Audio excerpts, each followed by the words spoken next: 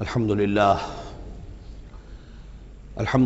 وکفیٰ والصلاة والسلام علی عبادہ الذین اصطفیٰ خصوصاً علی افضلہم وخاتم النبیین محمد الامین وعلی آلہ وصحبہ اجمعین اما بعد فقد قال اللہ تبارک وتعالی کما ورد فی سورۃ الحجر اعوذ باللہ من الشیطان الرجیم بسم اللہ الرحمن الرحیم وَلَقَدْ جَعَلْنَا فِي السَّمَاءِ بُرُوجًا وَزَيَّنَّاهَا لِلنَّاظِرِينَ وَحَفِظْنَاهَا مِنْ كُلِّ شَيْطَانٍ رَجِيمٍ إِلَّا مَنِ اسْتَرَقَ السَّمْعَ فَأَتْبَعَهُ شِهَابٌ مُّبِينٌ صدق اللہ العظیم۔ رب اشرح لي صدری ويسر لي أمری واحلل عقدۃ من لسانی یفقہوا قولی۔ اللہم ربنا الہمنا رشدنا واعذنا من شرور انفسنا، اللہم ارنا الحق حقا وارزقنا اتباعہ وارنا الباطل باطلا وارزقنا اجتنابہ، اللہم ربنا آنس وحشتنا فی قبورنا وارحمنا بالقرآن العظیم، اللہم اجعلہ لنا اماما ونورا وہدى ورحمہ، اللہم ذکرنا منہ ما نسینا وعلمنا منہ ما جہلنا وارزقنا تلاوتہ آناء اللیل وآناء النہار واجعلہ لنا حجتا یا رب العالمین آمین۔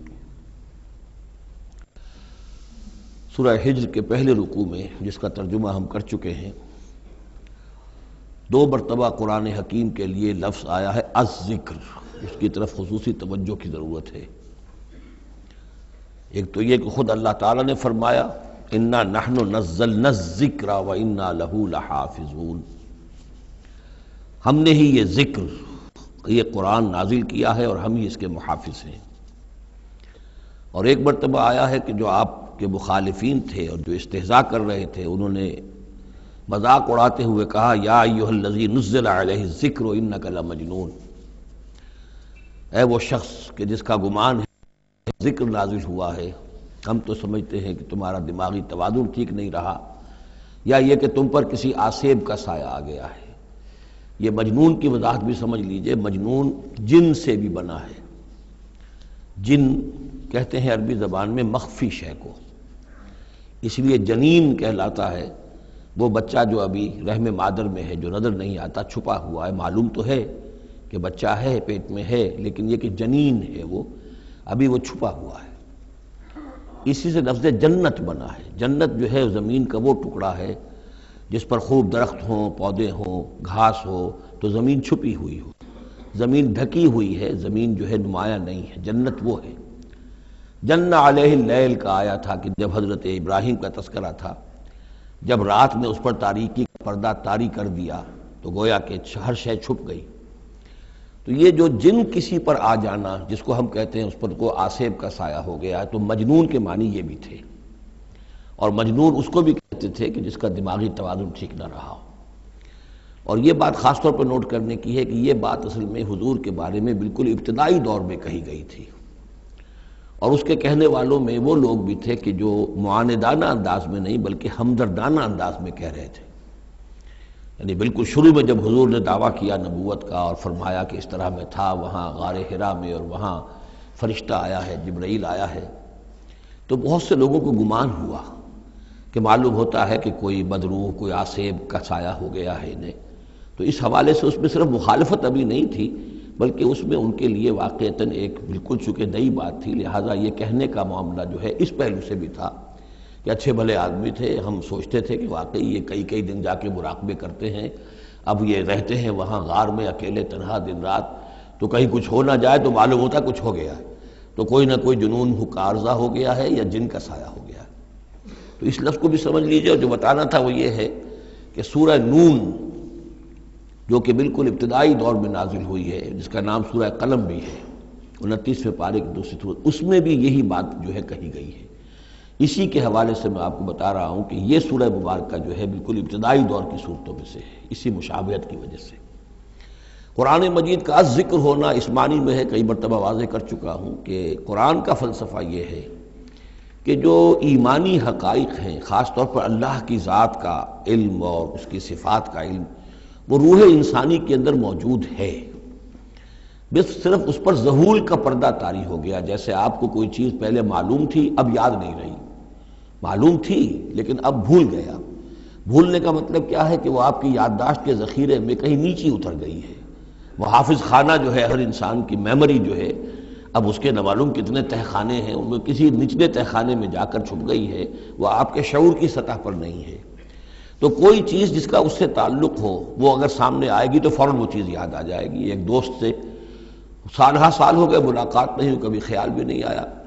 بھول گئے آپ اس کو، لیکن اچانک کبھی اس نے کوئی رومال آپ کو دیا تھا، کوئی قلم دیا تھا،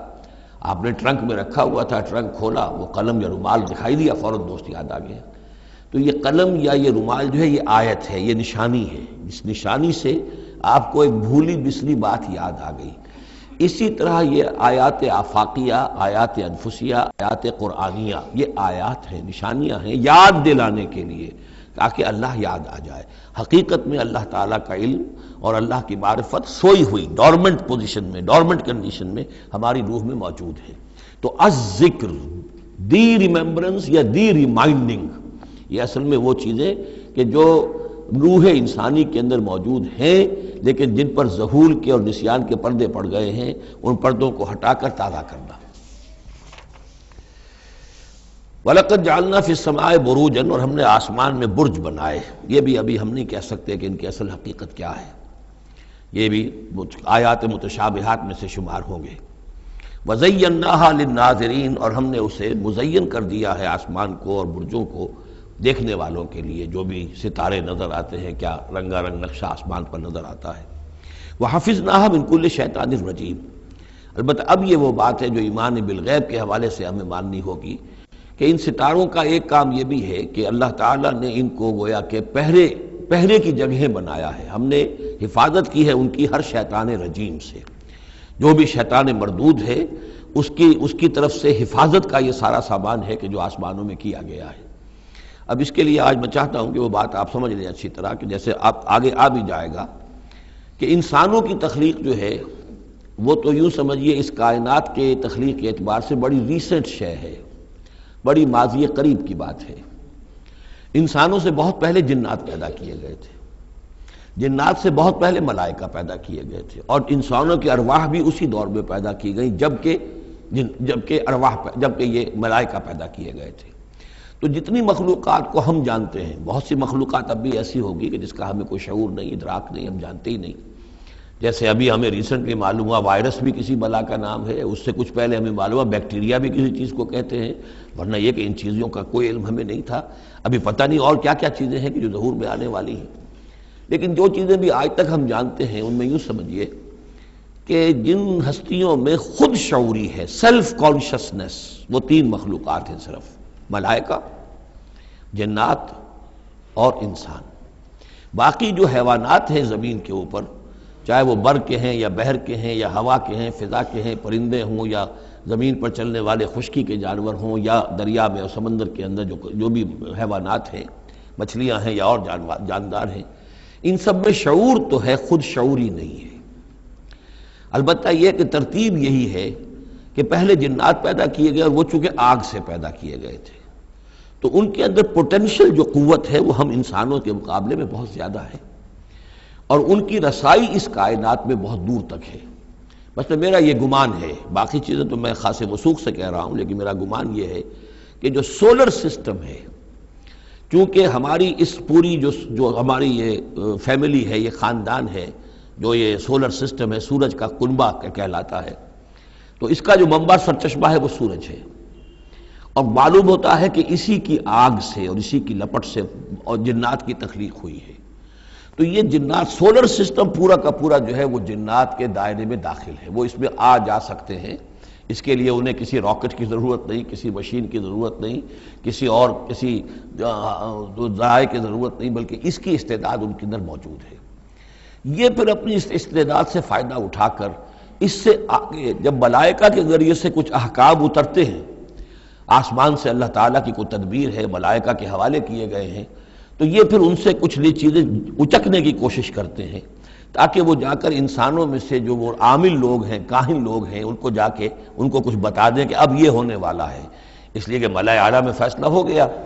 اللہ تعالیٰ کے ہاں ایک چیز کی تدبیر جو ہے وہ طے ہو گئی، اب اللہ تعالیٰ نے فرشتوں کے حوالے کیا ایگزیکیوشن کے لیے۔ ایسے ہی ہے جیسے کہ پریزیڈنٹ ہاؤس سے تو ایک حکم جو ہے وہ جاری ہو گیا، اب اس کا اجرا ہوا ہے، اب کوئی ٹائپ کرے گا، ٹائپ کر کے اسے ڈسپیچ کرے گا، وہ پھر کسی جگہ پر پہنچے گا، پہنچتے پہنچتے وقت لگے گا۔ اگر وہ جو ٹائپسٹ ہے جس نے ٹائپ کیا ہے وہ ٹیلی فون کر دے کہ صاحب اب یہ حکم آنے والا ہے، وہ تو آ جائے گا، تو ظاہر بات ہے وہ حکم تو پہنچ گیا اس کو، اور اس کے حوالے سے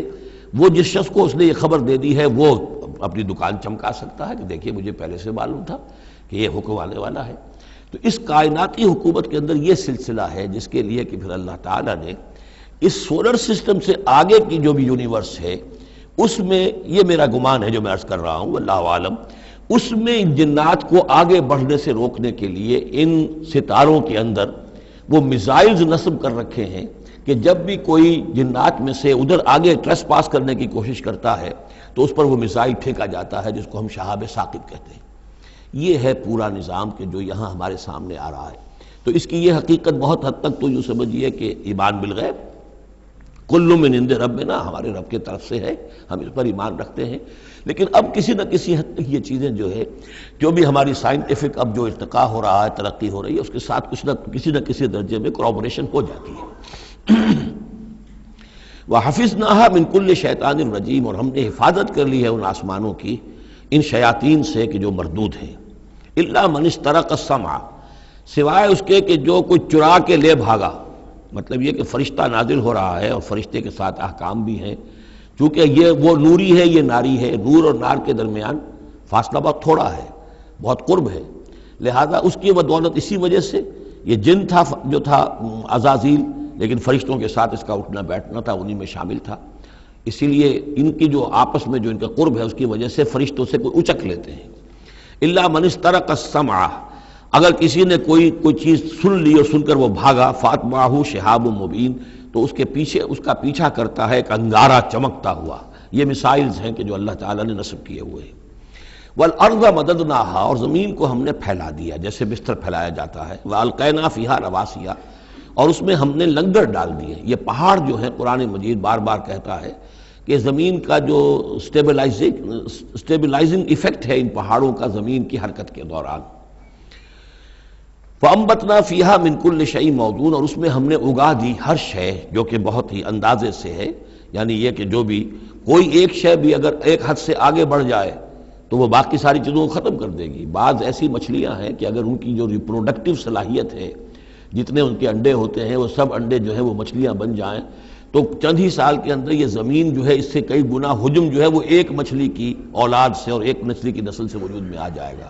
تو ایک کنٹرول کیا ہوا اللہ نے ہر شے کے اوپر، تمام چیزیں جو ہیں وہ ایک اندازے کے مطابق، ایک وزن کے ساتھ، ایک اندازے کے ساتھ اس دنیا میں چل رہی ہیں۔ مِنْ كُلِّ شَيْءٍ مَوْزُونٍ، ہر چیز جو ہے وہ ایک اندازے اور وزن کے مطابق ہے۔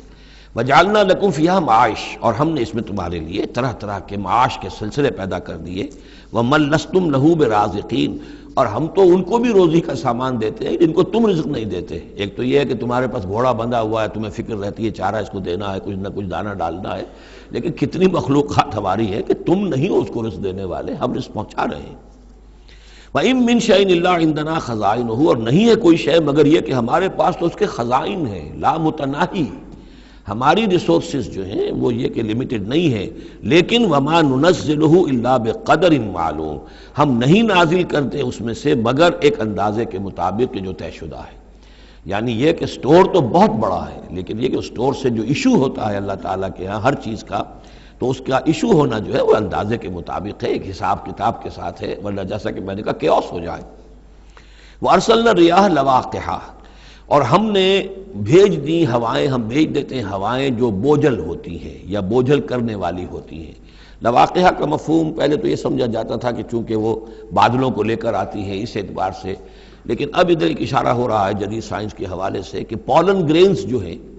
وہ بھی ہواؤں کے ذریعے سے آتے ہیں، اور وہ پھر آ کر پھولوں کو جب وہ وہاں فرٹیلائزیشن ہوتی ہے تو اس سے پھر وہ فصل بنتی ہے۔ تو ہوائیں جو ہیں وہ گویا کہ بار آور کرتی ہیں، اور اس طریقے سے یہ نباتاتی نظام چل رہا ہے۔ فانزلنا من السماء ماء، پھر ہم نے اتار دیا آسمان سے پانی، فاسقیناکموہ، پھر ہم نے وہ پانی تمہیں پلایا، تمہارے پینے کے لیے بندوبست کیا، وما انتم لہ بخازنین، اور دیکھو تم اس کا سٹور نہیں کر سکتے، اس کا خزانہ نہیں بنا سکتے۔ کہاں کس طرح بناؤ گے خزانہ؟ واقعہ یہ ہے کہ یہ جو واٹر سائیکل ہے اس دنیا میں، یہ بھی اللہ تعالیٰ کے عظیم، یعنی سمجھیے کہ کرشموں میں سے اور اللہ کے معجزات میں سے بہت بڑا معجزہ ہے کہ یہ جو ہمارے پہاڑوں کے اوپر اتنے بڑے بڑے گلیشیئرز ہیں، یہ کیا ہے؟ یہ واٹر سٹوریج ہے، ٹینکس ہے۔ یہیں سے تو پانی ہے جو آ رہا ہے نیچے، وہ پگھل رہا ہے سب دھوپ سے، اور پھر وہ ندی نالوں سے ہو کے دریاؤں میں آیا، اور دریاؤں سے ہوتا ہوا زیر زمین سوتوں میں سے بھی گزر رہا ہے۔ وہ آپ نے کہیں پمپ سے نکال لیا، کہیں کنواں کھود لیا، پھر وہ پانی سارا کا سارا سمندروں کے اندر پہنچ گیا، ڈرین ہو گیا، پھر سمندر سے اب یہاں پر وہ ہو رہا ہے کہ دھوپ کی تمازت سے اب اس کی وہ بخارات بن رہے ہیں، اور وہ بخارات اوپر جا رہے ہیں، پھر وہ واپس جا رہا ہے، پھر وہ جو اوور ہیڈ ٹینکس ہیں وہ پھر جو ہے ریپلینش ہو رہے ہیں، وہ ساری جو کمی ہو گئی تھی پھر نئی برف پڑ گئی ہے، نیا سٹور۔ یہ جو نظام ہے اللہ کا، اور یہ واٹر سائیکل سے ہی زندگی قائم ہے۔ مبدأ حیات پانی ہے، مادہ تخلیق حیوانات کا، جو اس دنیا کے حیوانات ہیں ان کا مادہ تخلیق مٹی ہے، مادہ تخلیق جنات کا آگ ہے، مادہ تخلیق انسانی ارواح اور ملائکہ کا نور ہے، لیکن مبدأ حیات جو ہے، حیات انسانی جو ہے یہاں پر، یا حیات حیوانی جو زمین کی ہے، اس پلینٹ کے اوپر جو زندگی ہے، اس کا مبدأ پانی ہے، اس حیات کا۔ تو اب یہ پانی کا سائیکل ہے جو چل رہا ہے۔ وما انتم لہ بخازنین، تم اس پانی کا کتنا خزانہ کر سکتے ہو، کتنا سٹور کر سکتے ہو، کس طرح کا نظام چلا سکتے ہو، کتنے بڑے پیمانے پر یہ واٹر سائیکل جو ہے اللہ تعالیٰ نے اس دنیا کے اندر چلایا ہوا ہے۔ وَإِنَّا لَنَحْنُ نُحْيِي وَنُمِيتُ، اور یہ یقیناً ہم ہی ہیں جو باقی بھی رکھتے ہیں اور موت بھی وارد کرتے ہیں، زندہ بھی رکھتے ہیں اور موت بھی وارد کرتے ہیں۔ وَنَحْنُ الْوَارِثُونَ، اور پھر ہم ہی وارث ہوں گے، ہر شے ختم ہو جائے گی، کسی کی کوئی ملکیت نہیں رہے گی، ساری کی ساری چیزیں پھر ہماری ہی کائنات ہے، ہماری ہی ملکیت ہے۔ وَلَقَدْ عَلِمْنَا الْمُسْتَقْدِمِينَ مِنْكُمْ وَلَقَدْ عَلِمْنَا الْمُسْتَأْخِرِينَ، ہمارے علم میں سے ہے کون لوگ تم میں سے آگے بڑھیں گے۔ اب دیکھیے چونکہ ابتدائی زمانے کی صورت ہے یہ، اب کون لوگ ہوں گے جو آگے بڑھ کر قرآن کو سینے سے لگائیں گے، کون لوگ ہوں گے جو محمد کی دعوت پر لبیک کہیں گے، یعنی جو ہم پڑھ چکے ہیں سورہ توبہ میں، السابقون الاولون من المہاجرین والانصار والذین اتبعوہم بإحسان، یہ کون لوگ ہوں گے ہمیں معلوم ہے، ہم تو پہلے سے جانتے ہیں کہ ابو بکر ایک لمحے کی دیر نہیں لگائے گا، ہمیں معلوم ہے کہ عثمان کو ایک کچھ زیادہ وقت نہیں لگے گا، ہمیں معلوم ہے کہ ابو بکر کی تبلیغ سے یہ طلحہ اور زبیر اور عبد الرحمن ابن عوف اور سعید ابن زید اور یہ سب لوگ جو ہے ایمان لے آئیں گے، اور ہمیں یہ بھی معلوم ہے کون پیچھے رہ جائے گا، وہ بھی ہمیں معلوم ہے۔ وَلَقَدْ عَلِمْنَا الْمُسْتَقْدِمِينَ مِنْكُمْ وَلَقَدْ عَلِمْنَا الْمُسْتَأْخِرِينَ وَإِنَّ رَبَّكَ هُوَ يَحْشُرُهُمْ، اور پھر آپ کا رب ان سب کو جمع کرے گا۔ إِنَّهُ حَكِيمٌ عَلِيمٌ، یقیناً وہ کمال حکمت والا اور علم رکھنے والا ہے۔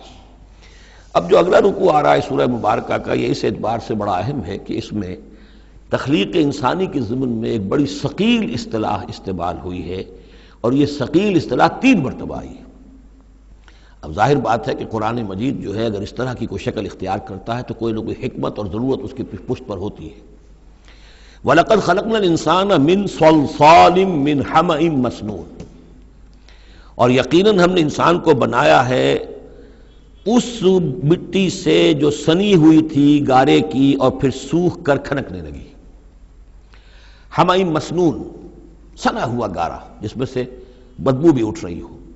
دیکھیے یہ جو انسان کے مادہ تخلیق کے ضمن میں قرآن میں الفاظ آئے ہیں، اب ان کو گنتے جائیے۔ نمبر 1 تراب، مٹی سے بنایا انسان کو، مٹی میں پانی مل گیا، گارا بن گیا تو اس کو کہتے ہیں تین، من تین، خلقتنی من نار وخلقتہ من تین، یہ سورہ اعراف میں ہم پڑھائے ہیں۔ ابلیس نے کہا تھا کہ مجھے تو نے بنایا آگ سے اور اس کو بنایا آدم کو گارے سے، اور اب چاہتا اور مجھے حکم دے رہا ہے کہ میں اس کے سامنے جھکوں، میں تو اس کے سامنے نہیں جھک سکتا۔ 3 کے بعد آیا تین لازب، گارا پڑا رہے تو وہ جب اس کے اندر پھر کچھ چپچپاہٹ پیدا ہو جاتی ہے، اور یہ پرانے زمانے میں ہوتا تھا، اب تو میں سمجھتا ہوں کہ جدید نسل کو تو ان چیزوں کا علم ہی نہیں ہے۔ کچے گھر بنتے تھے تو انہیں لیپتے تھے، پوتتے تھے، گارا بناتے تھے، تغاری ہوتی تھی، پھر مٹی کے اندر تھوڑی سی توڑی ڈال دیتے تھے۔ کوئی آرگینک میٹر ڈالیں گے تو فرمنٹیشن ہوگی، فرمنٹیشن ہوگی تو لیس سا اٹھے گا، ورنہ یہ کہ گارا جو ہے اگر اس گارے سے اگر پلسٹر کریں گے تو وہ پھٹ جائے گا، لیکن جب وہ گارا ذرا سن جاتا ہے، اس میں لیس پیدا ہو جاتا ہے، تو پھر اب جب اس کے ساتھ لیپتے تھے دیواروں کو، میں نے تو اپنے بچپن میں یہ سب دیکھا ہے، ایسے گھروں میں ہم رہے بھی ہیں کہ جن میں یہی فرش بھی اسی طریقے سے لیپے ہوئے ہوتے تھے اور دیواریں بھی ہوتی تھی، تو یہ کہ پھر اس کے اندر وہ ایک لیس سا پیدا ہو جاتا ہے فرمنٹیشن سے، وہ تینین لازم ہے۔ اس سے اگلی سٹیج یہ ہے کہ اب وہ سڑنے لگے، یہ یعنی فرمنٹیشن اتنی پہنچ گئی کہ اس میں ہے حمیم مسنون، سنا ہوا گارا، پھر اگر کسی وجہ سے وہ خشک ہو جائے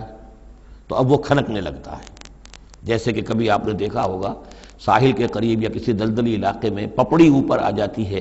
جس زمین کے اوپر جو ہے پپڑی سی ہوتی ہے، اس پر آپ چلتے ہیں تو وہ کر کر ٹوٹتی ہے، کھنکنے والی مٹی بن جاتی ہے، وہ سنا ہوا گارا خشک ہو کر کھنکنے لگتا ہے۔ یہ سٹیجز ہیں ان مادہ تخلیق کی کہ جو آدم یا انسان کی تخلیق کے ضمن میں قرآن میں آئے۔ حالانکہ ایک لفظ بھی کفایت کر سکتا تھا، مٹی سے بنایا، تین سے بنایا، گارے سے بنایا، پھر تین لازم سے بنایا، پھر حمیم مسنون سے بنایا، من صلصال کالفخار سے بنایا، اور صلصال من حمیم مسنون، پھر صلصال کالفخار آخری سٹیج ہے، وہ ایسے بجنے لگا جیسے کہ اب یہ جو ہے وہ آئے گا سورہ رحمان میں۔ تو اس سے یقیناً کورابریشن ہو رہی ہے کہ جو بھی ایوولوشن کا جو بھی نظریہ آیا ہے، اب اس میں اس کو بھول جائیے کہ اللہ تعالیٰ نے اسپیشل کریشن انسان کی اور باقی حیوانات ہو سکتا ہے اس ایوولوشن کے ذریعے سے پیدا کیے ہوں۔ اس وقت بحث جو ہے کریشن آف مین کے بارے میں نہیں کر رہا ہوں، لیکن یہ کہ سائنس نے بھی ایک تو یہ بات بتائی کہ یہ ساری حیات حیواناتی جو بھی زمین پر ہے یہ مٹی سے بنی ہے، گویا کہ متفق گردید رائے بو علی بارائے من، قرآن اور سائنس متفق ہو گئے۔ پھر یہ کہ اس میں مٹی کے اندر گارے کی شکل بنی، پانی ملا، مبدأ حیات پانی ہے، قرآن بھی کہہ رہا ہے۔ پھر یہ کہ وہ ساحلی علاقوں پر دلدل بنی، اور دلدل کے اندر پھر وہ فرمنٹیشن وہاں ہوئی، اور اسی میں پھر جب وہ دراڑیں سی پڑ جاتی ہیں سمندر کے قریب دلدلی علاقے میں، تو وہاں سے ان کا کہنا ہے کہ حیات کا آغاز ہوا، الجی یا امیبا، حیواناتی حیات، اور یا یہ کہ نباتاتی حیات کا۔ تو یہ چیزیں جو ہیں یہ سٹیجز تقریباً اسی کے ساتھ، یہ تمام الفاظ جو ہیں قرآن کے جو استعمال کر رہا ہے ان کے ساتھ کسی حد تک اس کا ایک ربط اور تعلق قائم ہوتا ہے۔ اور ہم نے بنایا انسان کو اس مٹی سے جو سڑنے کے بعد، اس گارے سے کہ جو سڑنے کے بعد سنا ہوا گارا پھر وہ کھنکنے لگا تھا سوکھ کر۔ والجان خلقناہ من قبل، اور جنات کو ہم نے پیدا کیا تھا پہلے، من نار السموم، لو کی آگ سے۔ اب یہ سموم سے مراد کیا ہے؟ بعد سموم آپ نے سنا ہوگا، وہ تیز لو جو آیا کرتی تھی، صحراؤں میں آتی ہے، آگ جھلس دینے والی گرم ہوا۔ تو اصل میں ایک ہوتا ہے جیسے کہ ہم نے فزکس میں پڑھا تھا، جن لوگوں نے تھوڑی بہت فزکس پڑھی ہوگی ایف ایس سی میں، کہ یہ جو شعلہ ہوتا ہے فلیم کا ایک حصہ وہ ہوتا ہے جو نظر آتا ہے، لیومینس، وہ نظر آتا ہے، اس کے اندر حرارت کم ہوتی ہے، اور ایک انویزیبل جو ہوتا ہے اس کے گرد حالہ جو نظر نہیں آتا، اس میں ہوتی ہے تیزی شدید جو ہوتی ہے، سب سے زیادہ ٹیمپریچر جو ہوتا ہے وہ اس میں ہوتا ہے کہ جو اس کا حصہ نظر نہیں آتا۔ اس حصے سے، آگ کی اس لو کی لپٹ سے، یا لو کی لپٹ سے جو بھی اسے کہیں، اس سے ہم نے جنات کو پیدا کیا۔ لیکن یہ سمجھ لیجئے کہ اس سے جنات پیدا کیے گئے، لیکن وہ آگ نہیں ہے۔ ہم مٹی سے پیدا کیے گئے لیکن مٹی نہیں ہے۔ اب ایک یہ کہ قلب ماہیت ہو چکی ہے،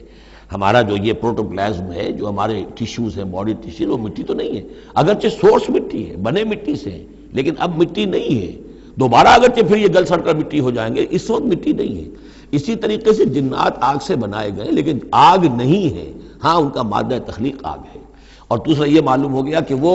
انسانوں کی تخلیق سے بہت پہلے پیدا کیے گئے۔ وَإِذْ قَالَ رَبُّكَ لِلْمَلَائِكَةِ إِنِّي خَالِقٌ بَشَرًا مِّن صَلْصَالٍ مِّنْ حَمَإٍ مَّسْنُونٍ، اور یاد کرو جب کہ کہا تھا آپ کے رب نے فرشتوں سے کہ میں بنانے والا ہوں ایک بشر اس کھنکناتے ہوئے سنے ہوئے گارے سے۔ پھر وہی الفاظ من صلصال من حمأ مسنون، ثقیل لفظ ہے، ثقیل اصطلاح ہے۔ اور یہاں خاص طور پر نوٹ کیجئے کہ لفظ آدم نہیں آیا، بشر بنانے لگا ہوں۔ کہیں بھی قرآن مجید میں جہاں یہ تخلیق کے ابتدائی مراحل بیان ہوتے، لفظ آدم کہیں نہیں ملے گا آپ کو، سوائے وہ ایک آیت میں نوٹ کرا چکا ہوں سورہ آل عمران کی، کہ عیسیٰ کی مثال بھی اللہ کے نزدیک آدم کی سی ہے، خلقہ من تراب ثم قال له کن فیکون، وہ ایک مثال موجود ہے، لیکن باقی کہیں آپ کو بشر، انسان، جب میں بنانے والا ہوں ایک انسان اس مٹی سے سنے ہوئے گارے کی جو سوکھ کر کھنکھنانے لگی ہے، فَإِذَا سَوَّيْتُهُ، جب میں اس کا تسویہ کر لوں۔ تخلیق کے بعد تسویہ ہوتا ہے، جیسے کسی شے کا ایک ہیولہ بن گیا پھر اس کی نوک پلک سنواری جاتی ہے، مین سٹرکچر جو ہے کسی بلڈنگ کا کھڑا ہو گیا، اب اس کا آرکیٹیکچرل ٹچز ہیں، اس کے اوپر ڈیکوریشن ہے، اس پہ پینٹنگ ہے، یہ تسویہ ہے۔ فَإِذَا سَوَّيْتُهُ، پھر جب میں اسے پوری طرح نک سک سے درست کر دوں، صحیح بنا دوں، پورا کر لوں، وَنَفَخْتُ فِيهِ بِالرُّوحِ، اور پھونک دوں میں اس میں اپنی روح میں سے، کہ روحی ضمیر متکلم کا صیغہ ہے سیدھا سیدھا، فَقَعُوا لَهُ سَاجِدِينَ، تو گر پڑنا اس کے سامنے سجدے میں۔ فَسَجَدَ الْمَلَائِكَةُ كُلُّهُمْ أَجْمَعُونَ، اب یہ تیسری مرتبہ پڑھ رہے ہیں ہم قرآن حکیم میں یہ قصہ آدم و ابلیس۔ تو کیا سجدہ سب فرشتوں نے، کل کے کل نے، سب نے مل کر، دیکھیے یہ جو ہے تاکید کی انتہا ہے، فرشتوں میں سے کوئی بھی مستثنیٰ نہیں رہا، نہ جبرائیل، نہ میکائیل، نہ اسرافیل، الا ابلیس، سوائے ابلیس کے۔ اور اس میں پھر گمان ہوتا ہے کہ شاید یہ بھی فرشتہ تھا، فرشتہ نہیں تھا، اس کی وجہ سورہ کہف میں مل جائے گی۔ ابا ان یکون مع الساجدین، اس نے انکار کیا سجدہ کرنے والوں کے ساتھ ہونے سے۔ قال یا ابلیس ما لک الا تکون مع الساجدین، اللہ نے فرمایا ابلیس کیا ہوا تجھے، کیا سبب ہے، تو کیوں نہیں ہوا سجدہ کرنے والوں کے ساتھ؟ قال لم اکن لاسجد لبشر خلقتہ من صلصال من حمأ مسنون، اس نے کہا میرے لیے یہ روا نہیں ہے، میرے لیے ممکن نہیں ہے کہ میں سجدہ کروں اس بشر کو جس کو تو نے پیدا کیا ہے سنے ہوئے گارے سے، جبکہ وہ کھنکھنانے لگا ہوا۔ قال فاخرج منها فانک رجیم، اللہ نے فرمایا تو نکل جاؤ یہاں سے، اس میں سے نکل جاؤ، اس لیے کہ اب تم مردود ہو گئے ہو۔ وان علیک اللعنۃ الی یوم الدین، اور اب تم پر لعنت رہے گی یوم الدین تک، جزا و سزا کے دن تک، یوم بعث بعد الموت تک۔ قال رب فانظرنی الی یوم یبعثون، تو اس نے درخواست کی کہ پروردگار پھر مجھے ذرا مہلت دے دے، ڈھیل دے دے اس دن تک کے لیے جس دن کے یہ دوبارہ اٹھائے جائیں گے۔ قال فانک من المنظرین، اللہ تعالیٰ نے اسی شان بے نیازی کے ساتھ فرمایا اچھا جاؤ ٹھیک ہے، تمہیں ڈھیل دے دی گئی، تمہیں یہ رخصت مل گئی، تمہیں یہ چھوٹ مل گئی، مہلت مل گئی۔ الی یوم الوقت المعلوم، اس وقت معین کے دن تک، یعنی یہ کہ اس وقت تک تم زندہ رہو گے۔ وہ ابلیس جو ہے جن، ویسے جنوں کی زندگیاں شاید انسانوں سے زیادہ ہوتی ہوں، میں نہیں جانتا کتنی ہوتی ہیں، لیکن یہ کہ کوئی اور جن نہیں ہے کہ جو اس وقت سے آج تک زندہ ہو سوائے اس ایک جن کے جس کا نام عزازیل تھا، اور یہ جن جو ہے وہ ابھی تک زندہ ہے اپنی اسی ذات کے ساتھ، باقی اس کی اولاد، اس کی اور نسل جو ہے، اس کی ذریت ہے، وہ اپنی جگہ ہے۔ قال رب بما اغویتنی، اب اس نے کہا پروردگار جو تو نے مجھے گمراہ کیا، اب نوٹ کیجئے وہ گمراہی کو اللہ کی طرف منسوب کر رہا ہے۔ بما اغویتنی، تو نے جو مجھے گمراہ کیا ہے، لأزینن لہم فی الارض ولأغوینہم اجمعین، تو میں اب ان کو، یعنی آدم کی اولاد، آدم اور حوا کی اولاد کو میں زمین میں ان کو خوب مزین کر دوں گا، زمین ان کے لیے یہ اسی میں گم ہو جائیں گے، زمین اور اس کی چمک دمک اور اس کی رونقیں اور زیبائشیں آرائشیں ان کی نگاہوں میں کھب جائیں گی۔ وَلَأُغْوِيَنَّهُمْ أَجْمَعِينَ، تجھے بھول جائیں گے، وہ لگ جائیں گے انہی چیزوں کے اندر، اور میں ان سب کو گمراہ کر کے چھوڑوں گا۔ لَأُغْوِيَنَّهُمْ أَجْمَعِينَ، سب کو،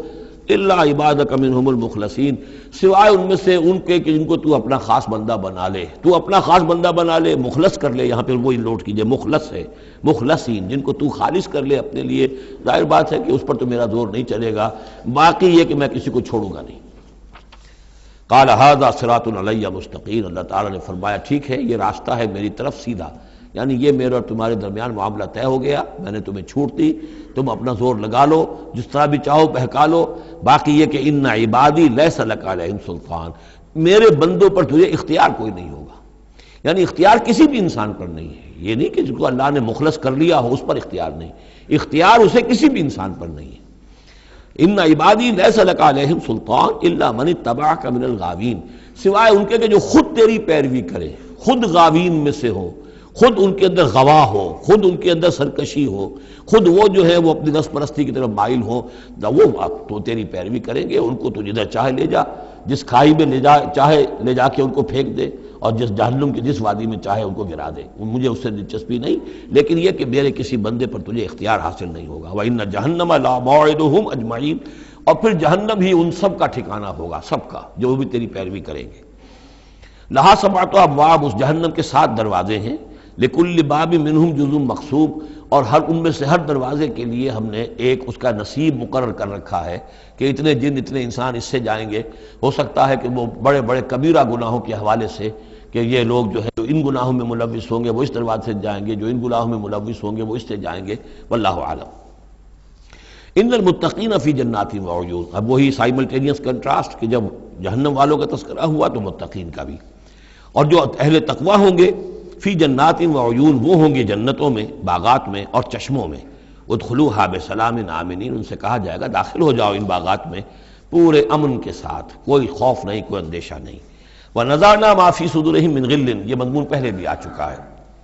اور ہم نکال دیں گے ان کے دلوں میں سے جو کچھ قدورت ہوگی، اہل ایمان کی آپس میں کوئی شکوہ، کوئی شکایت، کسی سے کوئی تکدر ہو، کوئی غل ہو، وہ ہم نکال دیں گے۔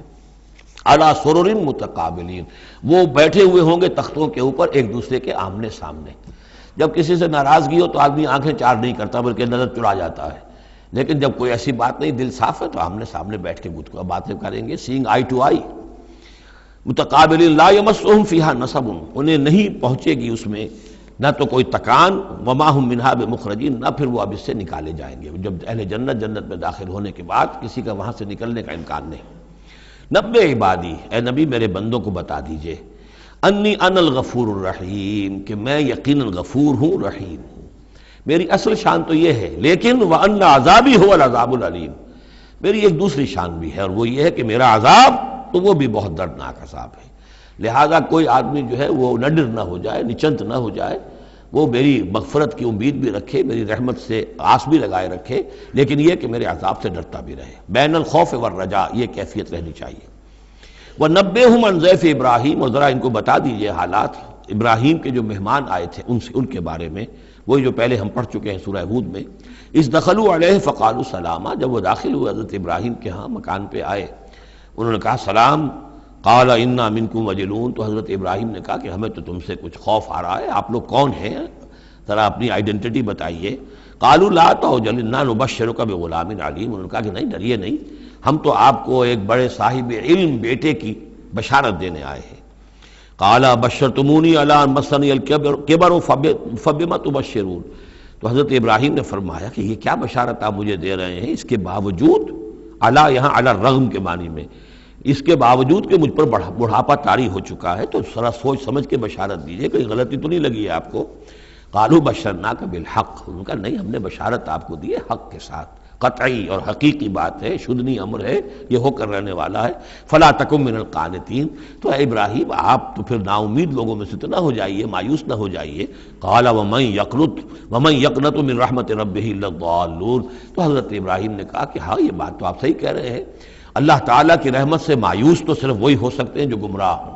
یہ اللہ کی قدرت، اللہ کی رحمت، عین بڑھاپے میں اللہ مجھے اولاد دے دے، 87 برس کی عمر میں بیٹا دے دے، جیسے اس نے حضرت یحییٰ کی والدہ کو، جو کہ بالکل بانجھ رہیں ساری عمر، اور حضرت زکریا جو ہیں بہت بوڑھے ہو چکے تھے، اسی طریقے سے معاملہ یہاں بھی ہوا ہے۔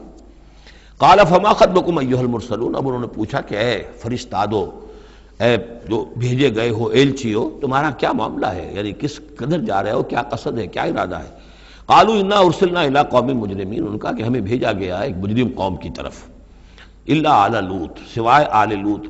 لوط کے گھر والوں کو، اس کے گھر والوں کو تو ہم بچا لیں گے، انا لمنجوہم اجمعین، ان سب کو ہم بچا لیں گے، نجات دیں گے، الا امرأتہ، اس میں بھی ایک استثناء ہے، سوائے اس کی بیوی کے، قدرنا انہا لمن الغابرین، ہم نے یہ اندازہ کر لیا ہے، یہ اندازہ ہے کہ وہ جو ہے پیچھے رہنے والوں میں سے ہوگی۔ قالوا بل جئناک بما فلما جاء آل لوط المرسلون، تو جب یہ لوط کے گھر پہنچے یہ فرشتادے بھیجے ہوئے اللہ کی طرف سے ایلچی جو آئے تھے، قال انکم قوم منکرون، وہی بات حضرت لوط نے فرمائی کہ آپ لوگ کچھ اجنبی سے لوگ ہیں، میں آپ کو جانتا نہیں، آپ کون لوگ ہیں، کہاں سے تشریف لائے ہیں۔ قالوا بل جئناک بما كانوا فيه يمترون، ان کا نہیں بلکہ ہم تو وہ شے لے کر آئے ہیں آپ کے پاس جس کے بارے میں یہاں کے رہنے والوں کو شک تھا۔ آپ جب کہتے تھے کہ اگر تم باز نہیں آؤ گے، ان خبیث فعل کو نہیں ترک کرو گے، شرک سے باز نہیں آؤ گے، تو تم پر اللہ کا عذاب آئے گا، یہ اس میں شک کرتے تھے، مذاق اڑاتے تھے۔ اب وہ شے ہم لے کر آئے ہیں۔ وَأَتَيْنَاكَ بِالْحَقِّ وَإِنَّا لَصَادِقُونَ، اب ہم اللہ تعالیٰ کے آخری فیصلے کے ساتھ، قطعی اور شدنی فیصلے کے ساتھ آئے ہیں، اور ہم سچے ہیں، جو بات ہم کہہ رہے ہیں وہ درست ہے۔ فَأَسْرِ بِأَهْلِكَ بِقِطْعٍ مِّنَ اللَّيْلِ، تو آپ اپنے گھر والوں کو لے کر نکل جائیے رات کے ایک حصے میں کہ ابھی رات باقی ہو، صبح ہونے سے پہلے پہلے نکل جائیے، وَاتَّبِعْ أَدْبَارَهُمْ اور آپ بھی ان کے پیچھے پیچھے جائیے، وَلَا يَلْتَفِتْ مِنْكُمْ أَحَدٌ اور کوئی آپ میں سے پیچھے مڑ کر اب دیکھے نہیں، یعنی کوئی دوستی، کوئی یاد آ رہی ہو، کوئی تعلقات اب جو ہے وہ ستا رہے ہوں دل کو، وَامْضُوا حَيْثَ تُؤْمَرُونَ اور اب چلے جائیے وہاں جہاں آپ کو حکم ہوا ہے، وَقَضَيْنَا إِلَيْهِ اور یہ بات ہم نے اس کو بتا دی، یہ فیصلہ ہم نے کنوے کر دیا اسے، ذالک الامر یہ فیصلہ، ان دابر ہؤلاء مقطوع مصبحین کہ ان لوگوں کی جڑ صبح ہوتے ہی کاٹ دی جائے گی، یعنی یہ کہ اس پوری قوم کو تہس نہس کر دیا جائے گا، دونوں شہر جو ہیں نسیہ منسیہ کر دیے جائیں گے، یہاں کوئی ایک متنفس بھی نہیں بچے گا۔ وجاء اہل المدینۃ یستبشرون اور اب آئے لوگ وہ دوڑے ہوئے بدماش لوگ جو ہیں وہ خوشیاں مناتے ہوئے آئے کہ بڑے خوبصورت لڑکے جو ہیں آج مہمان ہو کر آئے ہیں لوط کے ہاں، تو ہمارے لیے بڑا اچھا موقع ہے۔ قال ان هؤلاء ضیفی فلا تفضحون حضرت لوط نے ان سے کہا یہ دیکھو میرے مہمان ہیں، مجھے رسوا نہ کرو، واتقوا اللہ ولا تخزون اللہ کا تقوی اختیار کرو اور میری بے آبروئی مت کرو۔ قالوا اولم ننهک عن العالمین انہوں نے کہا کہ دیکھو لوط ہم نے تمہیں تمام جہانوں والوں سے روکا ہوا نہیں ہے کہ تم ٹھیکہ مت لو کسی کا، ہم جس کے ساتھ جو چاہیں کریں، تم کون ہوتے بیچ میں آنے والے، تم کو ٹھیکیدار بن گئے ہو پوری دنیا کے۔ اولم ننہک کیا ہم نے منع کیا تمہیں، نہیں کیا تمہیں کہ تمام جہان والوں کی حمایت میں نہ کھڑے ہو جایا کرو۔ قال ہؤلاء بناتی ان کنتم فاعلین ان کا یہ میری بیٹیاں حاضر ہیں، اگر تمہیں کچھ کرنا ہی ہے تو یہ کہ ظاہر اللہ تعالیٰ نے تمہارے لیے جو جوڑے بنائے ہیں تو وہ تو عورتیں ہیں، تو وہ ہے میں عرض کر چکا ہوں، اس سے مراد یہ بھی لی گئی ہے کہ میری قوم کی جو یہ بیٹیاں ہیں تمہارے گھروں میں پڑی ہیں جن کو تم نے چھوڑا ہوا ہے، اصل میں تو تمہارے لیے اللہ تعالیٰ نے وہ فطری راستہ بنایا تھا، یا یہ کہ انہوں نے اتمام حجت کے لیے، جس کو کہتے ہیں پنجابی میں برے کو گھر پہنچانا، یا آخری بات بھی کہی ہو کہ میں ایسا ہی اگر کوئی معاملہ ہے تو کوئی دو بڑے سردار جو ہیں انہیں کہا ہو کہ میں اپنی بیٹیوں کا نکاح تم سے کیے دیتا ہوں، تمہیں اگر کوئی اس طرح کی کوئی حاجت ہے، لعمرک انہم لفی سکرتہم یعمہون تو انہوں نے کہا یہ اللہ تعالیٰ کی طرف سے ہے، قسم ہے تیری جان کی وہ لوگ تو اپنے اس نشے کی حالت میں بدمست تھے اور بالکل اندھے ہو گئے تھے، عین میم ہے والا ہے یہ، دل کے اندھے ہو چکے تھے۔ فاخذتہم الصیحۃ مشرقین تو پھر انہیں آ پکڑا ایک چنگھاڑ نے اجالا ہونے کے وقت، مشرق یہ مشرق نہیں ہے مشرق ہے، مشرق ہے اجالے کی جگہ، صبح جہاں سے نکلتی ہے وہ مشرق ہے، شرق کے معنی جو ہے اصل میں وہ روشنی ہے، تو اسی سے یہ مشرقین صبح ہونے کا وقت، سورج نکلتے وقت جب اجالے کا وقت ہوا تو ان کو ایک چنگھاڑ نے آ پکڑا، فجعلنا عالیہا سافلہا تو ہم نے اس کے اوپر والے حصے کو نچلا بنا دیا، یعنی تل پٹ کر دیا، وہ گری پوری بستی جو ہے وہ اٹھا کر پٹک دی گئی کہ چھتیں نیچے اور اس کی جو بنیادیں تھیں وہ اوپر۔ وَأَمْطَرْنَا عَلَيْهِمْ حِجَارَةً مِّن سِجِّيلٍ اور پھر ہم نے ان پر بارش برسائی، سجیل مٹی کے کنکروں کی بارش۔ ان فی ذلک لآیات للمتوسمین یقیناً اس میں نشانیاں ہیں ان لوگوں کے لیے جو حق کے متلاشی ہوتے ہیں۔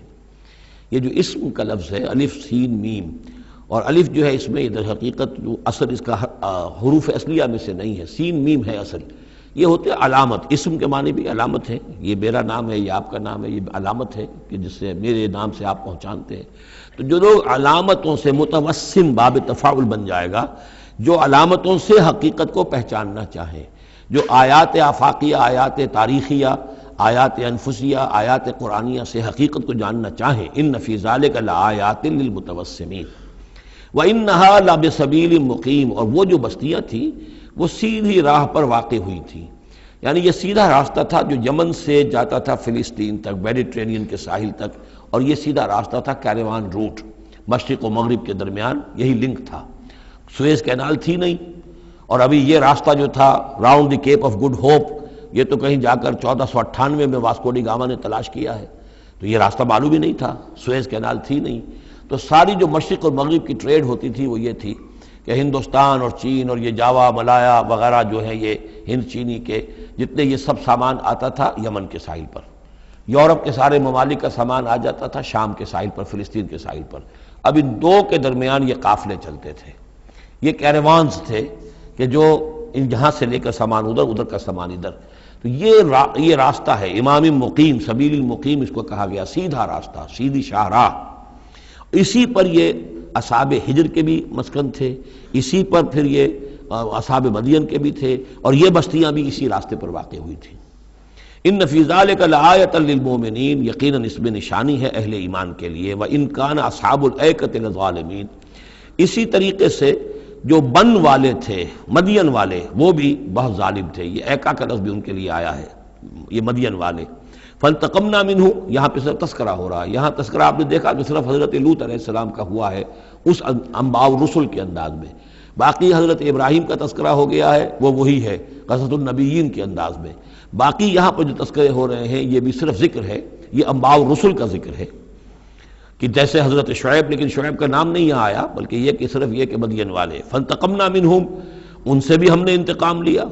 وَإِنَّهُمَا لَبِإِمَامٍ مُّبِينٍ، اور یقیناً وہ بھی، یہ دونوں جو بستیاں ہیں کھلے راستے پر واقع ہوئی ہیں، وہی راستہ جو میں نے ابھی آپ کو بتایا ہے۔ وَلَقَدْ كَذَّبَ أَصْحَابُ الْحِجْرِ الْمُرْسَلِينَ، اصحاب الحجر یہ قوم سمود کا دوسرا نام ہے، وہ علاقہ جو ہے جہاں یہ قوم سمود آباد تھی اس کو علاقے کو حجر بھی کہتے ہیں، جیسے کہ وہ علاقہ جہاں قوم عاد آباد تھی اسے احقاف کہتے ہیں، اس علاقے کا نام احقاف تھا، قوم کا نام عاد تھا، جو رسول بھیجے گئے وہ ہود تھے۔ اس علاقے کا نام حجر ہے، قوم کا نام سمود ہے، جو رسول بھیجے گئے وہ حضرت صالح تھے علیہ الصلوۃ والسلام۔ وَلَقَدْ كَذَّبَ أَصْحَابُ الْحِجْرِ الْمُرْسَلِينَ، اسی طرح ہجر والوں لوگوں نے بھی، اس علاقے کے لوگوں نے بھی جھٹلایا بھیجے ہوں کو، رسولوں کو، ان میں سے بہت سے نبی ہوں گے، پھر بعد میں اللہ نے آخری جو ہے حضرت صالح علیہ السلام کو بھیجا رسول کی حیثیت سے۔ وَآتَيْنَاهُمْ آیَاتِنَا، انہیں ہم نے اپنی آیات دیں، ان کو تو خاص طور پر جو ہے وہ اتنی حصی نشانی دکھائی گئی، ایک وہ جو اونٹنی کا معاملہ حضرت صالح کی اونٹنی کا معجزہ، فَكَانُوا عَنْهَا مُعْرِضِينَ، لیکن وہ ان سے منہ ہی پھیرتے رہے، اعراض ہی کرتے رہے۔ وَكَانُوا يَنْحِتُونَ مِنَ الْجِبَالِ بُيُوتًا آمِنِينَ، اور وہ پہاڑوں کو تراش کر اپنے لیے بڑے امن والے گھر بناتے تھے، یہ گھر آج بھی موجود ہیں، میں خود بھی ایک مرتبہ گیا ہوں اور دیکھ کر آیا ہوں اس پورے علاقے کو۔ فَأَخَذَتْهُمُ الصَّيْحَةُ مُصْبِحِينَ، تو انہیں بھی آ پکڑا ایک چنگھاڑ نے صبح کے وقت، فَمَا أَغْنَىٰ عَنْهُمْ مَا كَانُوا يَكْسِبُونَ، تو کچھ نہ کام آ سکا ان کے وہ ساری کمائی جو انہوں نے کی تھی، جو کچھ انہوں نے مال اسباب جمع کیا تھا، عذاب الہی سے بچانے میں کچھ بھی مفید ثابت نہ ہوا۔ تو اس سورہ مبارکہ میں گویا کہ حضرت شعیب کا نام لیے بغیر ان کا ذکر آ گیا، حضرت صالح کا نام لیے بغیر ان کا ذکر آ گیا، حضرت لوط کا ذکر جو ہے وہ نام کے ساتھ آیا، تو تین تو ہیں وہ انباء الرسل میں سے، اور ایک حضرت ابراہیم علیہ السلام کا ذکر وہ اسی انداز میں جس انداز میں کہ سورہ ہود میں اس سے پہلے آ چکا ہے۔ اب جو آخری 15 آیات ہیں اس سورہ مبارکہ کی وہ بڑی اہم ہیں دعوت دین کے اعتبار سے، اور جس حالت میں کہ اس وقت محمد رسول اللہ صلی اللہ علیہ وسلم تھے، اور اس سے بھی آپ کو معلوم ہو جائے گا کہ یہ خاص اس دور میں نازل ہوئی ہے جبکہ حضور کی دعوت جو ہے ابھی ابتدائی مراحل میں تھی، اور ابھی آپ کو پہلے تو آپ کی دعوت کا دور تھا کہ آپ پرسن ٹو پرسن دعوت دے رہے تھے، علل اعلان اس معنی میں نہیں، ڈنکے کی چوٹ نہیں، بلکہ جن سے تعلق تھا، جن سے دوستی تھی، جن سے پرانی واقفیت تھی، جس سے آپ کہیں گے کہ پرسن ٹو پرسن جو ہے دعوت چل رہی تھی، اگرچہ کوئی دور بھی حضور کی دعوت میں انڈر گراؤنڈ دور کا نہیں آیا ہے، خفیہ دعوت ایک دن کے لیے بھی نہیں۔ بعض لوگ اس دور میں بعض تحریکیں ایسی ہیں کہ جو اس کو خفیہ سے تعبیر کرتے ہیں کہ انڈر گراؤنڈ موومنٹ تھی، تو یہ غلط ہے۔ انڈر گراؤنڈ دعوت کا حضور کی دعوت میں سیرت میں ایک دن بھی نہیں ہے۔ البتہ یہ ضرور ہے کہ جیسے ایک نیچرل ایک تدریج ہوتی ہے، اس کے اندر ایک ترقی ہوتی ہے کسی معاملے کے اندر، پہلے آپ نے ذاتی جن سے تعلقات تھے، حضرت ابوبکر بہت پرانے دوست تھے، ان سے سب سے پہلے ان سے بات کی ہے، گھر میں حضرت خدیجہ جو آپ کی اہلیہ تھی ان سے بات کی، حضرت علی ہیں جو چچا زاد بھائی ہیں بلکہ زیر تربیت ہیں، زیر کفالت ہیں، ان سے بات کی ہے، اپنا جو غلام تھا جسے آزاد کر کے منہ بولا بیٹا بنایا ہوا ہے اس سے بات کی، اس طریقے سے پرسن ٹو پرسن۔ لیکن پھر یہ کہ تقریباً 3 سال کے بعد پھر آپ کو حکم ہوا کہ اب آپ ڈنکے کی چوٹ علل اعلان دعوت شروع، وہ آیت اس صورت مبارک میں آ رہی ہے۔ وما خلقنا السماوات والارض وما بینہما الا بالحق، اور ہم نے نہیں بنایا، تخلیق فرمایا آسمانوں کو اور زمین کو اور جو کچھ ان کے مابین ہے مگر حق کے ساتھ۔ پرپز فل کریشن ہے یہ پرپز لیس نہیں ہے، ایٹ رینڈم نہیں ہے، یہ کوئی کھلنڈرے کا کھیل نہیں ہے جیسے کہ ہندو مائتھولوجی میں ہے، رام کی لیلا ہے، جیسے کوئی بچہ ہے کھیلتا ہے، اب بچے کے کھیلنے میں کوئی حکمت تھوڑا ہی ہوتی ہے، اس نے ایک کھلونا اٹھایا اور پٹخ دیا، پھر کوئی دوسرا اٹھایا پھر پٹخ دیا، پھر پہلا اٹھا لیا، اب اس میں کوئی حکمت تو نہیں ہے۔ اسی طریقے سے رام جی جو ہیں کھیل رہے ہیں، جس کو چاہتے ہیں تخت سے اٹھا کر زمین پہ پٹخ دیتے ہیں، جس کو چاہتے ہیں وہ جو تیلا کیا وہ تیلی اس کو اٹھا کے وہ راجہ بنا دیتے ہیں. تو یہ کھیل ہے رام کا، رام کی لیلا ہے یہ. تو یہ تصور اسلام میں نہیں ہے. یہ کائنات کی تخلیق بالحق ہے. ربنا ما خلقت ھذا باطلا سبحانک فقنا عذاب النار. تیری ذات اس سے بہت اعلیٰ اور ارفع ہے، پاک ہے کہ تیرے بارے میں یہ گمان کیا جائے کہ تو نے یہ کائنات ایسے ہی بنا دی کھیلنے کے لیے، اور یہ کوئی آپ تیرا مشغلہ ہے. نہیں. وما خلقنا السماوات والارض وما بینہما الا بالحق وان الساعۃ لآتیۃ. اس حق کا فیصلہ یہ ہے، اس حق کا منطقی نتیجہ یہ ہے کہ قیامت آ کر رہے. اس لیے کہ باقی تمام چیزیں تو انسانوں کے لیے پیدا کی گئی ہیں، ان کی ساری توجہ یہی ہو جائے گی انسان کاہے کے لیے پیدا کیا گیا، اور خاص طور پر انسان میں جو اخلاقی حس رکھی گئی ہے. By very nature, by his very nature he knows this is good this is evil. یہ جو اس کے اندر ایک شعور ہے، ایک تمیز ہے، یہ ایول ہے یہ گڈ ہے، یہ اچھا ہے یہ برا ہے. اب اس کا نتیجہ کیا نکل رہا ہے؟ یہاں تو الٹے نتیجے نکلتے ہیں. بہت سے اچھے لوگ جو ہیں انہیں فاقے آ رہے ہوتے ہیں، اور بہت بدماش جو ہیں وہ یہاں پہ عیش کر رہے ہوتے ہیں. تو یقیناً کوئی اور زندگی ہونی چاہیے، اور یقیناً کوئی دن ہونا چاہیے کہ جس میں بھرپور حساب کتاب ہو جائے، نیکوکاروں کا حساب کتاب ہو جائے، اور پھر ان کی زندگی ایسی ہو کہ بھرپور صلہ انہیں ان کا مل سکے، اور بدکاروں کی بدکاریوں کا حساب کتاب ہو جائے، اور پھر ایسی زندگی ہو، ایسا نظام ہو کہ انہیں پوری سزا مل سکے. تو یہ گویا کہ حق کا تقاضا ہے. وما خلقنا السماوات والارض وما بینہما الا بالحق وان الساعۃ لآتیۃ. قیامت آ کر رہے گی. فاصفح الصفح الجمیل. تو اے نبی آپ ذرا ابھی خوبصورتی کے ساتھ درگزر سے کام لیجئے. یعنی یہ کہ یہ مجرم کہیں بھاگ کے نہیں چلے جائیں گے، ہماری پکڑ سے نکل نہیں جائیں گے. قیامت آئے گی، ایک کیفر کردار کو پہنچ جائیں گے. ابھی آپ ذرا تحمل کیجئے، صبر سے کام لیجئے. فاصفح الصفح الجمیل. ابھی ہماری مرضی اس میں ہے کہ ہم ان کی رسی دراز کریں. یہ جو کچھ کہہ رہے ہیں برداشت کر لیجئے، سن لیجئے، سنا انسنا کر دیجئے. یہ جو آپ صبر کریں گے اس سے آپ کے درجات بلند ہوتے چلے جائیں گے. لیکن فوری طور پر آپ کے دل میں اگر یہ خیال پیدا ہونے بھی لگے بربنائے طبع بشری کے انہیں سزا ملنی چاہیے، یہ بدبخت مجھے کیا کہہ گیا، ابھی یہ مجھے پاگل کہہ گیا، اور یہ مجھے جو ہے ساحر کہہ گیا یا مسحور کہہ گیا. نہیں. فاصفح الصفح الجمیل. ابھی ذرا آپ خوبصورتی کے ساتھ چشم پوشی کیجئے، نظر انداز کیجئے. ان ربک هو الخلاق العلیم. یقیناً آپ کا رب جو ہے وہ وہی ہے جو پیدا کرنے والا ہے، خلاق ہے، اور ظاہر بات ہے جس نے پیدا کیا ہے وہ جانتا بھی ہے. سورہ ملک میں ہم پڑھیں گے الا یعلم من خلق وهو اللطیف الخبیر. کیا اسی کے علم میں نہیں ہوگا جس نے پیدا کیا ہے؟ وہ تو جانتا ہے ہر شے کو. اب یہ گھڑی جس نے بنائی ہے اسے تو معلوم ہے اس میں کون کون سا پرزہ ہے، کہاں کہاں ہے، اس کے اپنے ہاتھ کا اس کے اندر جو ہے ٹکایا گیا ہے. میں واقف نہیں ہوں اس کے اندر کیا کچھ ہے، لیکن گھڑی کا بنانے والا تو جانتا ہے. الا یعلم من خلق. کیا وہی نہ جانے گا جس نے پیدا کیا؟ وہو الخلاق العلیم. وہ تو خلاق اور علیم ہے. وَلَقَدْ آتَيْنَاكَ سَبْعًا مِّنَ الْمَثَانِي. دل جوئی کے لیے حضور سے فرمایا، اور ہم نے آپ کو دی ہیں وہ 7 آیتیں جو آپ کا وظیفہ ہیں. دوہرا دوہرا کر پڑھتے رہا کیجئے، دوہرا دوہرا کر پڑھتے رہا کیجئے. اس پر تقریباً اجماع ہے امت کا کہ اس سے مراد ہے سورہ فاتحہ. 7 آیتیں جو بار بار پڑھی جاتی ہیں. اب آپ دیکھیے کہ ہر شخص جو نماز پڑھتا ہے دن میں کتنی مرتبہ سورہ فاتحہ پڑھ رہا ہے، ہر نماز میں کتنی مرتبہ پڑھ رہا ہے. دوہرا دوہرا کر یہ آیت جو ہے، جیسا کہ ہم نے جب سورہ فاتحہ پڑھ رہے تھے، من لم یقرأ بفاتحۃ الکتاب لا صلاۃ لمن لم یقرأ بفاتحہ. اس کی کوئی نماز ہی نہیں ہے، نماز کا جزو لازم ہے. بلکہ قسمت الصلاۃ بینی و بین عبدی نصفین والی حدیث میں نے آپ کو سنائی، حدیث قدسی، تو وہ تو اصل الصلاۃ ہے ہی سورہ فاتحہ. والقرآن العظیم. اور یہی بڑا قرآن ہے. یعنی یہ اپنی اہمیت کے اعتبار سے، اپنی فضیلت کے اعتبار سے خود اپنی جگہ پر سورہ فاتحہ ایک قرآن عظیم کا درجہ رکھتی ہے. اسی لیے اس کو اساس القرآن بھی کہا، اس کو کافیہ بھی کہا، شافیہ بھی کہا گیا، یہ ام القرآن بھی ہے. وَلَقَدْ آتَيْنَاكَ. اے نبی ہم نے اتنی بڑی بڑی دولتیں آپ کو دی ہیں. یہ کیوں گنایا جا رہا ہے یہ ذرا آگے آپ کو معلوم ہو جائے گا. کیونکہ بہرحال حضور کو یہ احساس ہوتا تھا یا نہیں ہوتا تھا، دیکھنے والوں کو تو احساس ہوتا تھا. ابو جہل مالدار ہے، ولید بن مغیرہ اتنا بڑا چودھری ہے، یہ محمد تو یتیم تھے، کوئی مال دولت ان کے پاس نہیں، کوئی ان کی حیثیت نہیں. ہاں کچھ عرصے سے کچھ کھا پی بھی رہے ہیں تو وہ بیوی کا مال ہے، اپنا تو نہیں ہے. یہ ان کی نگاہوں میں جو ان کے معیارات تھے، جو ان کے اندازے تھے سوچنے کے، وہ تو یہ تھے. اس حوالے سے یہاں بظاہر حضور سے خطاب ہے، لیکن اصل میں ان کو بتایا جا رہا ہے کہ بدبختو تمہیں کیا معلوم ہم نے ان کو کتنی بڑی دولت دی ہے. وَلَقَدْ آتَيْنَاكَ سَبْعًا مِّنَ الْمَثَانِي وَالْقُرْآنَ الْعَظِيمِ. ہم نے ان کو وہ 7 آیتیں عطا کی ہیں. ایک حدیث کے مطابق جیسی آیت نہ قرآن میں اتری کوئی اور اس کے مثل، اور نہ تورات میں نہ انجیل میں.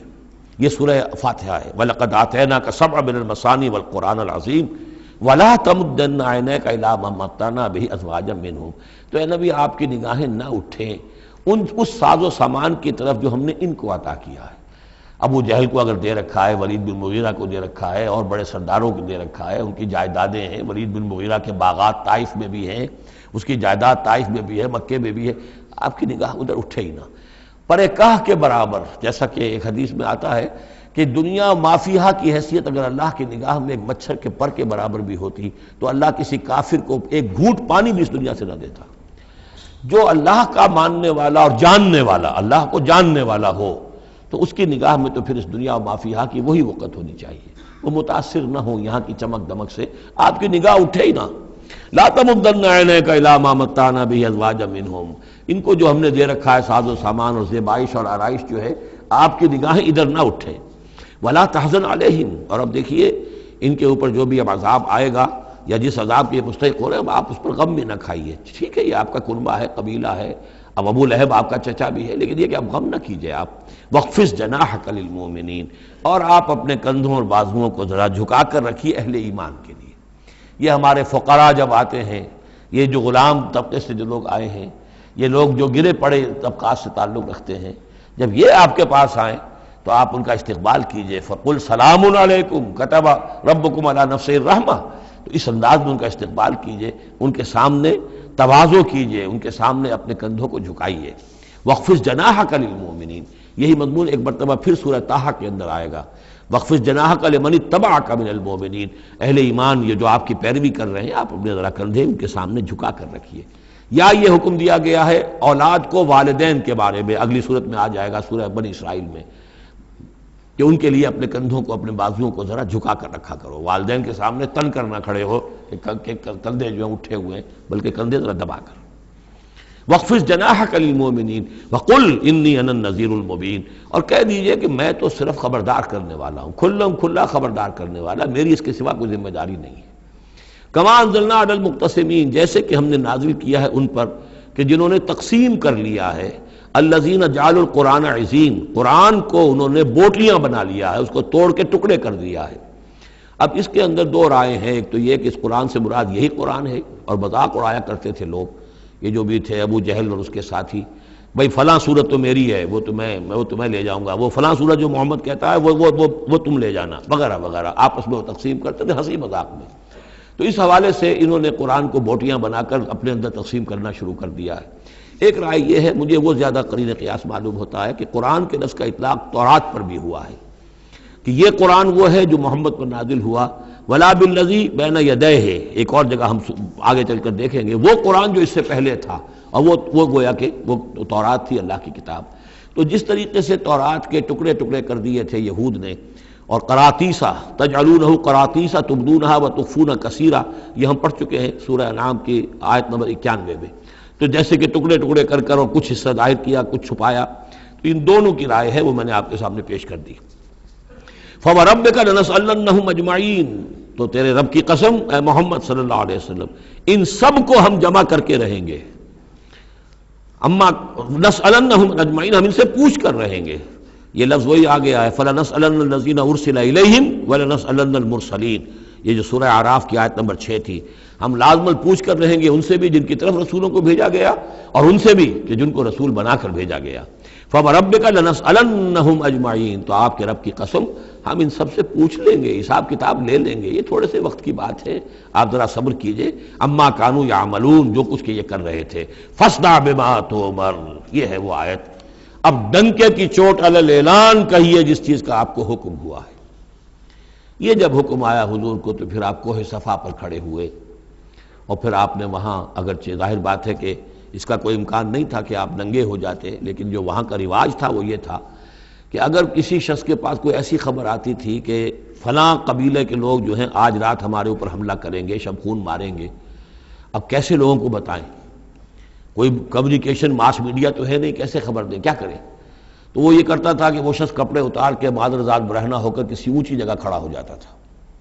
تاکہ ہر طرف سے لوگ دیکھ لیں کہ ایک ننگا آدمی کھڑا ہے۔ نذیر عونیان کہتے تھے اسے، ننگا خبردار کرنے والا۔ اب جہاں تک اس کی آواز جا رہی ہے، آواز لگاتا تھا وا صباحا، ہائے وہ صبح جو آنا چاہتی ہے، آیا چاہتی ہے، اس لیے کہ صبح کے وقت ہوتے تھے حملے، یہ جس کو آج کل آپ کہتے ہیں small hours of the morning, وہ بہت غفلت کا وقت ہوتا ہے آدمی کا، صبح رات کے 2-3 بجے جو ہے ٹھنڈی ٹھنڈی نیند آئی ہوتی ہے، اس وقت وہ آتے تھے، حملہ کرتے تھے، لوٹ مار کرتے تھے، قتل کرتے تھے اور بھاگ جاتے تھے۔ تو وا صباح، ہائے وہ صبح جو آیا چاہتی ہے۔ تو اب لوگ دوڑتے تھے کہ بھائی کہاں کی خبر آئی ہے، کون ہے، کون سا قبیلہ ہے، کس کے بارے میں اطلاع ہے، اطلاع صحیح ہے غلط ہے۔ تو یہ ان کا رواج تھا۔ تو حضور نے یہ کیا، صرف ایک چیز اس میں سے نکال دی، ننگے ہونے کا سوال نہیں تھا معاذ اللہ، لیکن آپ بھی کھڑے ہو گئے کوہ صفا پر، وا صباحا کا نعرہ لگایا۔ اب لوگ آئے دوڑے، کوئی خبر دی ہے، محمد دینا چاہتے ہیں، کوئی بات ہے، بڑی اہم کوئی بات ہے۔ وہاں آپ نے پھر اپنی دعوت پیش کی۔ تو اسی مجمع میں پھر ابو لہب نے کہا تھا تبا لک لہذا جمعتنا، تمہارے لیے ہلاکت ہو، ہمیں اس کام کے لیے جمع کیا تھا، ہم اپنے بڑے بڑے اہم کاموں میں لگے ہوئے تھے۔ وہ مہاجن تھا، کہیں مہاجنی سود اپنا لین دین کا حساب کر رہا ہوگا بیٹھا ہوا، میں وہ سب چھوڑ کر آیا ہوں کہ کوئی خاص اہم بات تم نے بتانی ہے، لیکن تم نے یہ کیا کیا۔ تو یہ ہے وہ واقعہ، اور اس سے معلوم ہو جاتا ہے کہ یہ سورہ مبارکہ جو ہے اسی دور کی، ابتدائی دور کی ہے۔ فاصدع بما تؤمر واعرض عن المشرکین، تو اب ڈنکے کی چوٹ کہیے اب، جو کہ آپ کو حکم دیا گیا ہے، اور ان مشرکوں سے اعراض کیجئے، پرواہ نہ کیجئے ان کی۔ انا کفیناک المستہزئین، یہ جو استہزاء کرنے والے ہیں، تمسخر اڑانے والے ہیں، ہم آپ کی طرف سے ان کے لیے کافی ہوئے رہیں گے، ان کی کوئی مخالفت آپ کا کچھ بال بیکا نہیں کر سکے گی۔ الذین یجعلون مع اللہ الہا آخر، جو اللہ کے ساتھ ساتھ اور بھی الہ گھڑے بیٹھے ہوئے ہیں۔ فسوف یعلمون، تو عنقریب انہیں معلوم ہو جائے گا کہ اصل حقیقت کیا ہے اور وہ کس طرح کی گمراہیوں میں پڑے ہوئے تھے۔ اب وہ آیت آ گئی جس کا کئی مرتبہ میں حوالہ دے چکا ہوں، اور سورہ انعام میں خاص طور پر وَلَقَدْ نَعْلَمُ، اے نبی ہمیں خوب معلوم ہے، اَنَّكَ يَضِيقُ صَدْرُكَ بِمَا يَقُولُونَ، کہ جو کچھ یہ لوگ کہہ رہے ہیں اس سے آپ کا سینہ بھجتا ہے۔ کسی نے پاگل کہہ دیا، کسی نے مجنون کہہ دیا، آصیب کا سایہ آ گیا، کوئی ہمدردی کے انداز میں آ کے کہتا ہے۔ عتبہ ابن ربیعہ ایک دفعہ آیا، چونکہ وہ بزرگ تھا، خاندان کا معمر آدمی تھا، بھتیجے میرے بڑے تعلقات ہیں عاملوں سے بھی، کاہنوں سے بھی، واقعی اگر کوئی تم پر کوئی سایہ ہو گیا ہے، کوئی بری روح کوئی آ گئی ہے تو مجھے بتا دو، میں بلا کے لے آؤں گا، علاج کرا دوں گا تمہارا۔ اب کوئی کچھ کہہ رہا ہے، کوئی کچھ کہہ رہا ہے، کسی نے کہا شاعر ہے، کسی نے کہا کہ ایک انہوں نے غلام پکڑ کے رکھا ہوا ہے، عجمی غلام، اسے کمرے میں بند کیا ہوا اپنے گھر کے اندر، اور وہ عالم ہے بہت بڑا جو پورے پچھلی کتابوں کا جاننے والا، اس سے ڈکٹیشن لیتے ہیں اور پھر آ کر ہم پر دھونس جماتے ہیں کہ یہ اب وہی آئی ہے۔ تو یہ ساری باتیں سنتے تھے حضور صلی اللہ علیہ وسلم، تو آپ کو تکلیف پہنچتی تھی، کوفت ہوتی تھی۔ وَلَقَدْ نَعْلَمُ، اے نبی یہ نہ سمجھیے کہ ہمیں اندازہ نہیں ہے کہ آپ کو کوفت ہو رہی ہے، آپ کو تکلیف ہو رہی ہے، آپ کا سینہ بھیجتا ہے۔ وَلَقَدْ نَعْلَمُ أَنَّكَ يَضِيقُ صَدْرُكَ بِمَا يَقُولُونَ، کہ جو کچھ یہ لوگ کہہ رہے ہیں اس سے آپ کا سینہ بھیجتا ہے۔ فَسَبِّحْ بِحَمْدِ رَبِّكَ، بس اپنے رب کے حمد میں اور تسبیح میں لگے رہیے، تسبیح کیجئے اپنے رب کی حمد کے ساتھ، اسی سے آپ کے دل کو سکون ہوگا، اطمینان ہوگا، اسی سے یہ کہ آپ کے لیے استقامت اور صبر کے راستے جو ہیں وہ کھلتے چلے جائیں گے۔ وَقُم مِّنَ السَّاجِدِينَ، اور سجدہ کرنے والوں میں ہو جائیے، آپ سجدہ کیجئے، تسبیح کیجئے، حمد کیجئے، اپنے رب کے ساتھ تعلق مع اللہ ہے کہ جو ان تمام سختیوں کو آپ کے لیے آسان کر دے گا۔ جتنا اللہ سے اپنے اس قلبی اور ذہنی رشتے کو مضبوط سے مضبوط تر بنائیں گے، اتنی ہی یہ تمام چیزیں جو ہیں آپ پر ہلکی ہوتی چلی جائیں گی۔ وَاعْبُدْ رَبَّكَ حَتَّىٰ يَأْتِيَكَ الْيَقِينُ، اور اپنے رب کی بندگی میں، پرستش میں لگے رہیے یہاں تک کہ وہ یقینی بات آ جائے۔ اور وہ یقینی بات کیا ہے؟ جو یقینی شے ہے، شدنی ہے، موت، یعنی یہ کہ تا دم آخر دم فارغ مباش، اندری رہ میں تراش و میں خراش، آخری وقت تک اس بندگی میں اپنے لگے رہیے، جو بھی آخری موت جب تک آ جائے، یا موت سے مراد یہ بھی ہو سکتا ہے یقین سے، یقینی بات اللہ کی مدد آ جائے، اللہ کی طرف سے غلبہ حاصل ہو جائے اور اللہ تعالیٰ کی نصرت آ جائے، اللہ کا فیصلہ آ جائے، لیکن عام طور پر گمان یہی ہے کہ اس سے مراد موت ہے۔ وَاعْبُدْ رَبَّكَ حَتَّىٰ يَأْتِيَكَ الْيَقِينُ، اور اپنے رب کی بندگی اور پرستش میں لگے رہیے یہاں تک کہ وہ یقینی شے وقوع پذیر ہو جائے۔ بارک اللہ لی ولکم فی القرآن العظیم ونفعنی وإیاکم بالآیات والذکر الحکیم۔